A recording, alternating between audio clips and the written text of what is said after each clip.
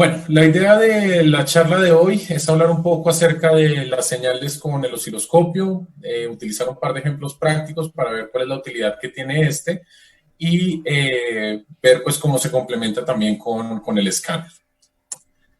Empecemos analizando un poco cómo es la base del sistema electrónico, ya sea de un computador, ya sea de un vehículo, donde yo lo que va a tener son dos entradas y una salida. Entonces, las entradas va a ser el comando, que es lo que yo como conductor quiero hacer con el vehículo, y luego tengo sensores que se encargan de monitorear cómo está trabajando todo el vehículo. Pongamos un ejemplo, el acelerador del vehículo es el comando para que el vehículo vaya más rápido. Luego yo analizo cuál es el estado del motor con sensores de flujo de aire, con sensores de temperatura, de presión, y con esto yo envío una señal a un actuador, llámese bujía, llámese inyector, que es el que va a ejecutar la acción que yo pedí como conductor. En este sentido, yo tengo dos herramientas que me van a permitir diagnosticar todo este sistema. El primero es el PL4100, es el escáner con el cual yo voy a tener un control bidireccional sobre la computadora. Es decir, yo puedo ponerme en los zapatos de la computadora para analizar qué señales están llegando y qué señales se están enviando, pero adicionalmente a ser bidireccional, pues yo también puedo realizar un diagnóstico más profundo, donde ya puedo tomar control de la computadora e incluso, pues, como nos hablaba Aldo la semana pasada, realizar procesos de reaprendizaje, de codificación de piezas, como vemos más adelante también, de inyectores diésel. Todo eso lo puedo hacer con el escáner. Sin embargo, pues yo solo estoy viendo la parte de la computadora. Con el PDL 5600 veo la computadora y adicionalmente pues veo puntualmente qué es lo que está sucediendo dentro de los actuadores, dentro de los sensores. Veo retroalimentación mecánica a través de este tipo de señales. Entonces, ese es el objetivo de hoy, ver un poco cómo yo puedo analizar estas señales y encontrarles como una manera de interpretarlas. Vamos a empezar hablando de los sensores. Yo los puedo organizar de diferentes tipos. Puedo organizarlos por qué es lo que van a medir, presión, temperatura, velocidades, pero a la hora de analizar señales a mí me interesa más que todo saber pues qué tipo de señales van a generar. Y en este sentido pues tengo principalmente estos tres. Tengo sensores resistivos, donde lo que voy a medir es un cambio proporcional en la magnitud de la señal que estoy midiendo. Por ejemplo, un sensor de temperatura me va a generar un cambio de voltaje proporcional al cambio de temperatura.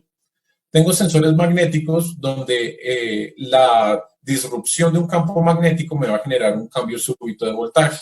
Entonces, digamos que la respuesta a este tipo de sensores es mucho más rápida y la voy a empezar a utilizar para aplicaciones que demandan una mayor velocidad de respuesta, principalmente sensores de velocidad. También tengo sensores de corriente con los cuales pues voy a medir cambios en el flujo de electrones en la corriente que está fluyendo a través de ese cable. Y esto yo lo puedo traducir como un cambio en la fuerza que me está entregando un motor, en el torque que está entregando un sistema de dirección electroasistida, en la carga que tiene un motor eléctrico. ¿Cómo veo yo estas señales entonces? Yo tengo principalmente dos tipos de señales. Tengo señales análogas, donde la medición de la señal es directa, es decir, yo voy a medir puntualmente qué es lo que está sucediendo con la señal. Y luego tengo señales también digitales, con las cuales yo ya estoy hablando, digamos que en el mismo idioma que la computadora. Yo estoy hablando en ceros y unos, en bits.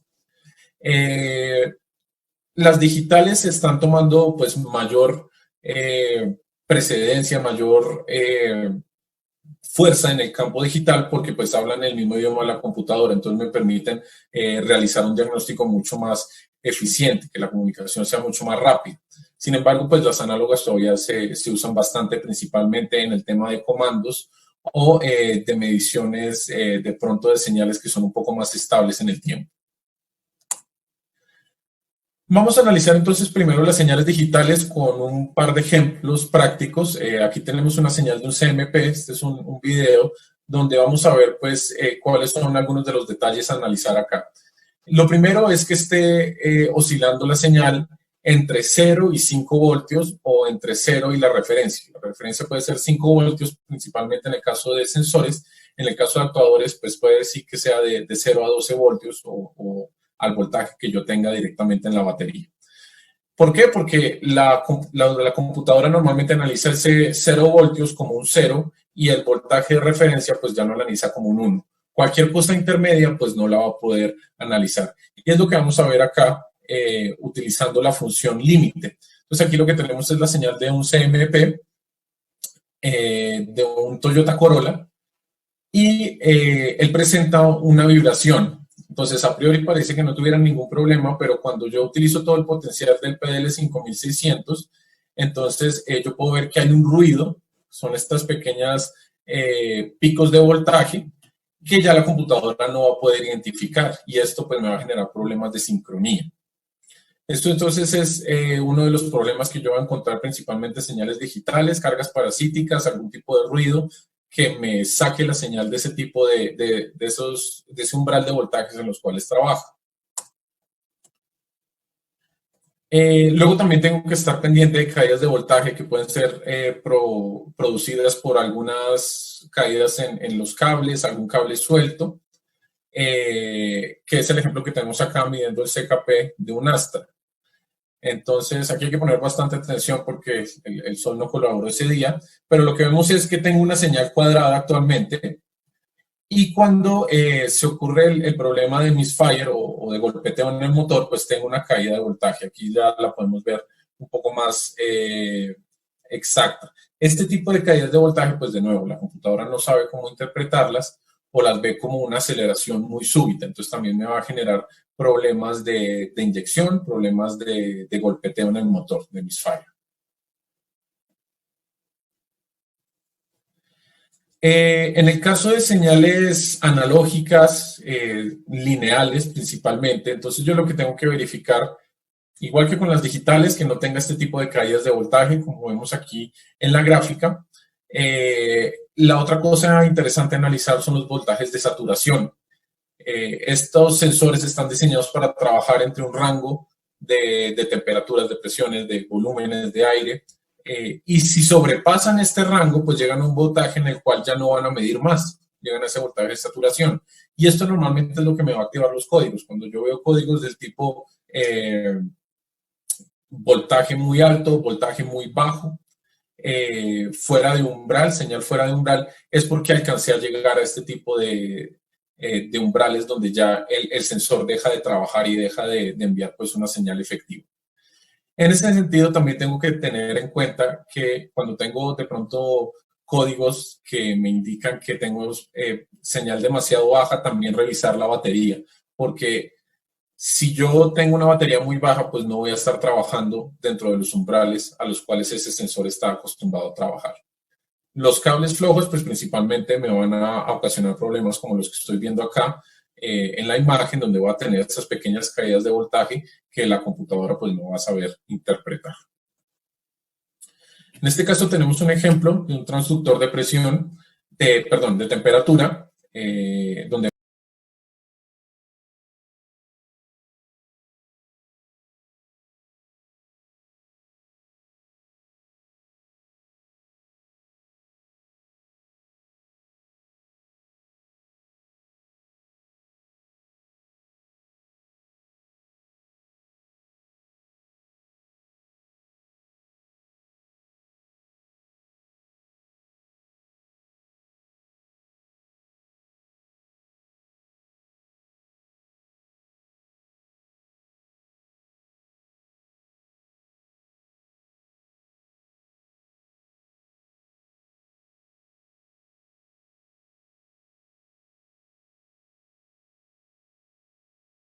vemos precisamente cómo el cambio es lineal. A medida que aumenta la temperatura, pues uno ve cómo va subiendo la señal.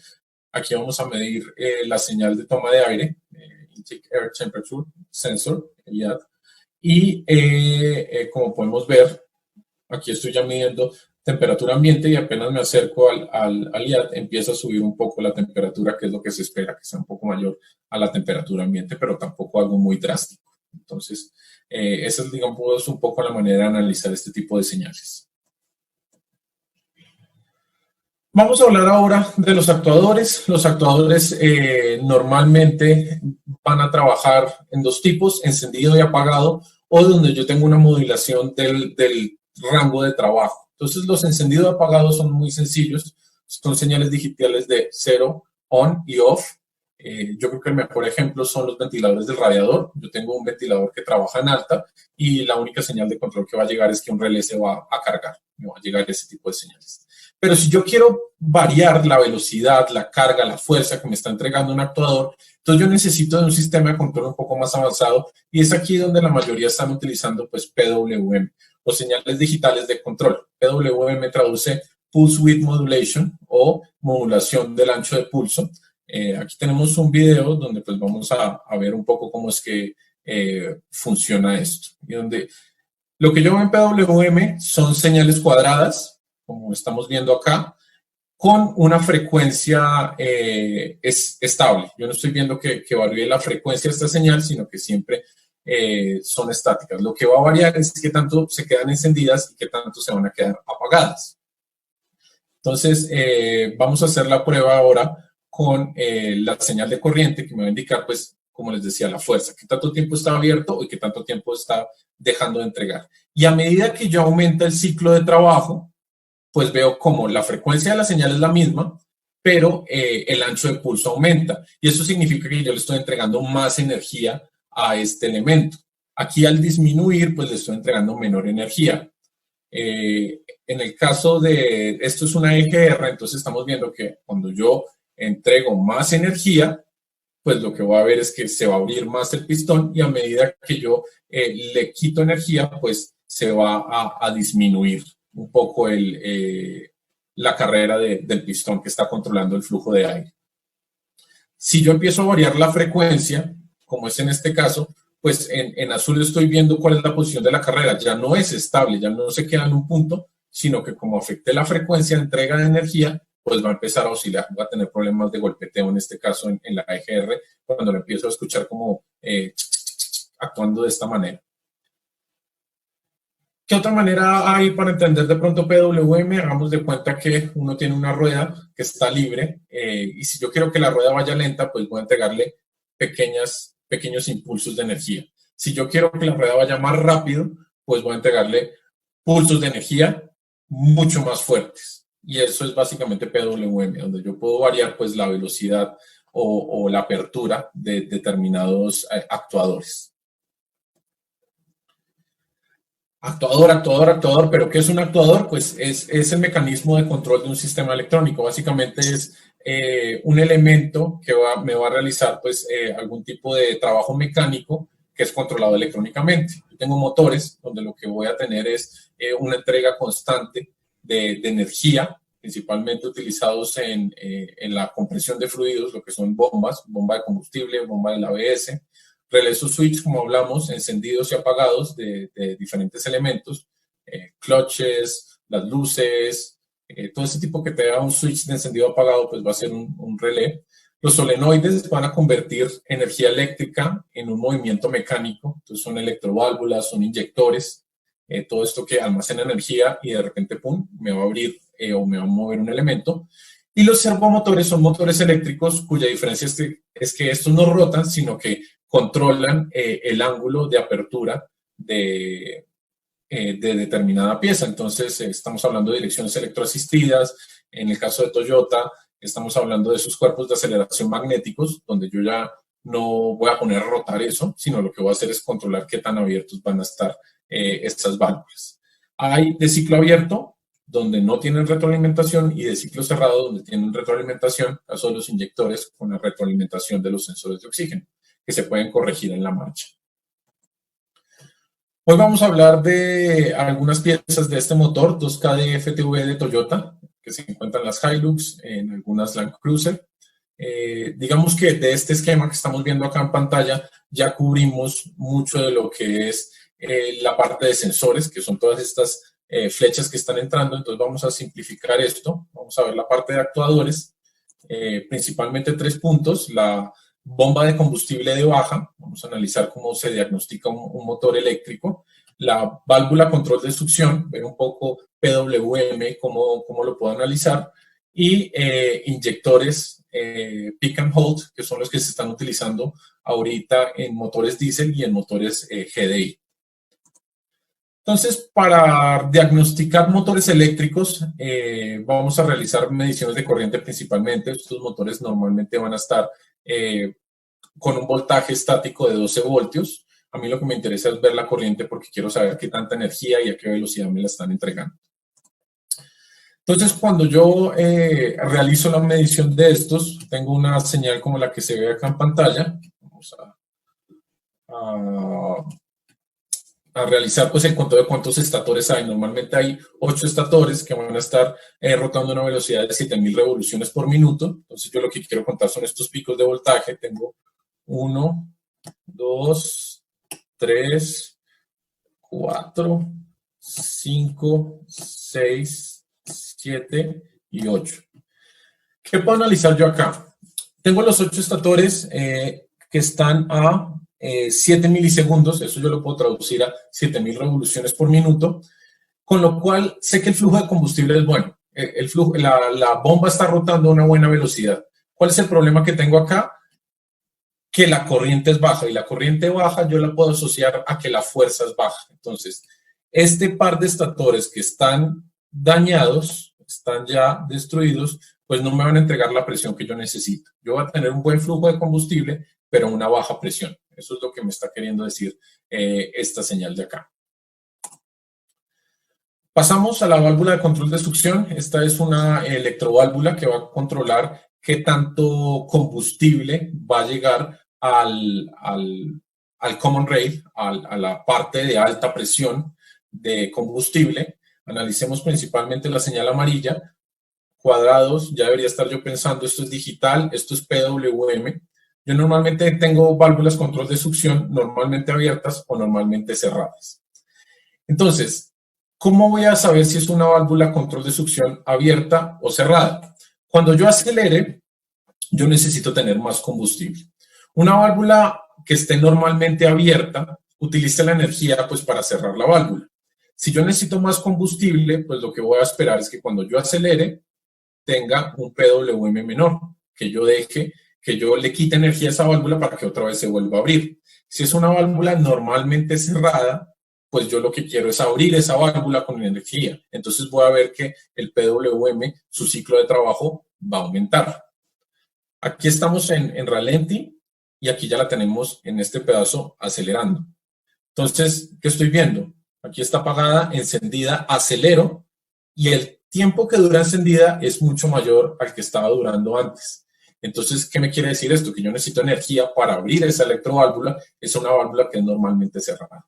Este es uno de los muchos elementos que se puede analizar dentro de la válvula de control de succión, especialmente en la parte electrónica. Voy viendo también pues cómo las cargas en verde van variando a medida que yo voy acelerando o desacelerando. Los inyectores, aquí estamos viendo el tipo de inyector pick and hold. Básicamente esto es de pico y de mantener.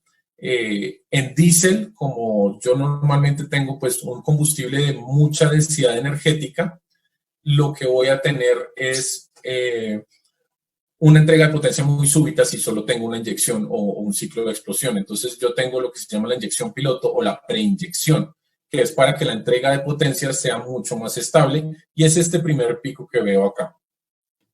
Si yo analizo un poco más a fondo, qué es lo que estoy viendo acá, yo tengo una gran descarga de corriente, de energía, que me va a servir para abrir el inyector, y luego tengo pequeñas descargas cíclicas, que de nuevo esto es PWM, que estoy utilizando para mantener abierto ese inyector.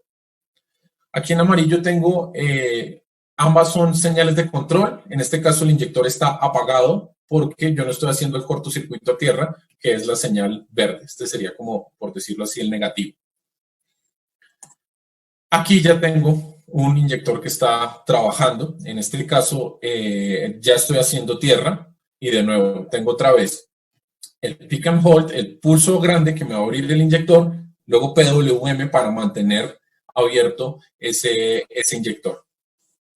¿Qué más veo? Ya en verde veo lo que sería pues la gráfica de un inyector normal, de un MFI, de un inyector de gasolina común, donde lo que voy a hacer es que voy a recibir energía, o lo que normalmente pasaba es que yo recibía energía, cargaba ese inyector hasta que lograba la energía suficiente para abrirlo, pero seguía acumulando energía, no utilizaba, digamos, aquí se utiliza la energía de una manera más eficiente, porque utilizo solo la energía justa para mantenerlo abierto. En el otro inyector no, le mandaba energía para que lo mantuviera abierto, pese a que necesitara más energía de la que realmente estaba utilizando. Finalmente, que es interesante analizar acá, especialmente en el negativo, es este pico de voltaje que hay apenas cierro el inyector, y eso es un pico inductivo. Esto lo que me está queriendo decir es que yo tuve una respuesta mecánica. Cuando hay un colapso magnético, es decir, que yo después de energizar una electroválvula, un inyector, le quito la energía, hay un colapso magnético, esa energía que estaba almacenada en el inyector se ve como una subida súbita de voltaje, que es lo que vemos acá en la señal verde. Para ir terminando, vamos a entrar un poco en lo que es la comunicación CAN. Básicamente en CAN yo tengo dos canales de comunicación, una línea alta y una línea baja. ¿Qué me interesa ver en términos del análisis de esta señal? Pues que yo tenga un espejo, que lo que yo vea en CAN alto sea el espejo de lo que estoy viendo en CAN bajo. En este caso podría analizarlo también invirtiendo la señal verde y sobreponiéndola sobre la amarilla. Yo solo debería ver una señal, no debería haber algún tipo de diferencias que estén trabajando entre 2.5 y 5 voltios en el caso de CAN alto y entre 2.5 y 0 voltios en el caso de CAN bajo. Eso en términos del análisis de qué es lo que está sucediendo ahí. ¿Qué me quiere decir esta señal? Principalmente lo que uno analiza es este primer paquete de información de acá, donde yo lo que tengo es quién envía el mensaje y quién está recibiendo el mensaje o para quién va dirigido ese mensaje. Si yo quiero verificar si hay comunicación entre dos computadoras, reviso que tenga en un primer mensaje estos dos picos y luego estos que son a quién van dirigidos, y en el siguiente mensaje, que es la respuesta de la otra computadora, que tenga estos dos picos primero y luego estos dos.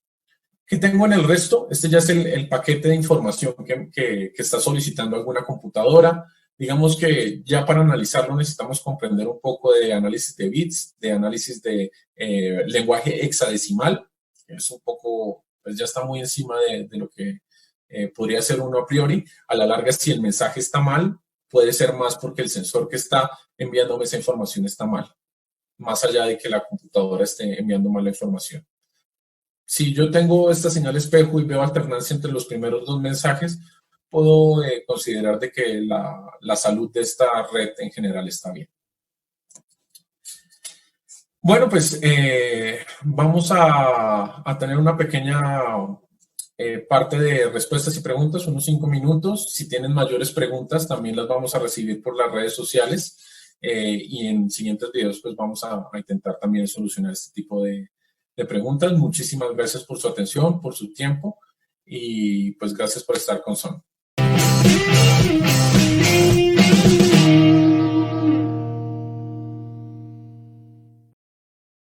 ¿Qué tal amigos? Mi nombre es Gerardo Carles, soy el CRB de la zona sureste para Son Diagnostics México. Actualmente en México contamos con dos equipos de diagnóstico automotriz que son el PDL 4100 y el PDL 5600. Aparte contamos con un centro de atención a clientes, el cual funciona de lunes a viernes de 8 a 2 y de 3 a 6. También contamos con Altus, que es un sistema para la nube, en donde toda su información quedará 100% segura y usted no tendrá el riesgo de perderla. Somos la única empresa que tiene la liberación de FCA para poder entrar en los vehículos Fiat Chrysler Automobiles. Este equipo viene totalmente en español y tiene respaldo en México. Les recuerdo mi nombre, Gerardo Carles, CRB para la zona sureste. Mi teléfono 9997 40 53 88 y mi mail es gerardo.carles@snapon.com. Estoy para servirles.